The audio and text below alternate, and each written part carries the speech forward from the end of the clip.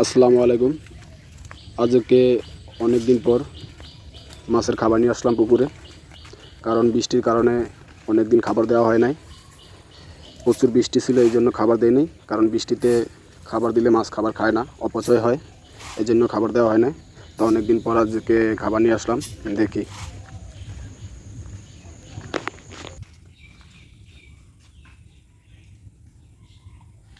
কাকা মাছগুলো আইলো না কে? টানা বৃষ্টি গেছে না অনেক দিন, বৃষ্টির কারণে লেগে মাছ হয় না। যত বৃষ্টি হইব মাছ আইব না, যত মনে করো রোদ্রের আলো থাকবো তত মাছ খাবার বেশি খাইব। আর যদি টানা বৃষ্টি হয় তাহলে বৃষ্টিতে মাছ খাবার কম খায়। আর এই পুকুরে কি কি মাছ আছে? এটা ধর পাঙ্গাস আছে, রুই আছে, কাতলা আছে, সরপুটি আছে, তেলাপিয়া আছে, আর কার্পু মাছ আছে। আহ, এখানে পাঙ্গাস কত পিস হইব? তোর পাঙ্গাস আছে 1 থেকে 1,500 পিস। ও রে, তাহলে তো আর অনেক বেশি। রুই ধর 300, কাতলা 300, সরপুটি আছে 500, এরকম।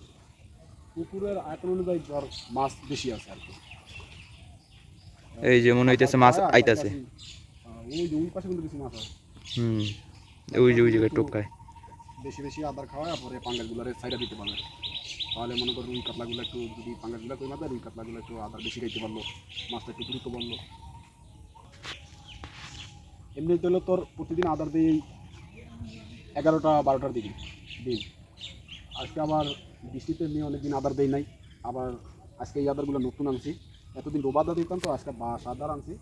বাসা আদার দিয়ে মানে ট্রাই করলাম, আমি মাছ আয় না মনে হয়, সম্ভবত একবার প্রথম তো, এই কারণে।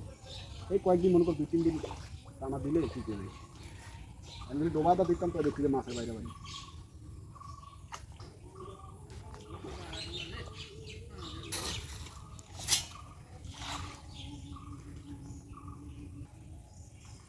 কাকা আজকে কি আর কোনো আদার দিবেন? না, মাছ তো আয় না, দেখলাম তো অনেকক্ষণ প্রায় আমরা তো 20-25 মিনিট তো ওইব এনে ছিলাম আমরা। হ্যাঁ। আর মাছ তো আইতাছে না।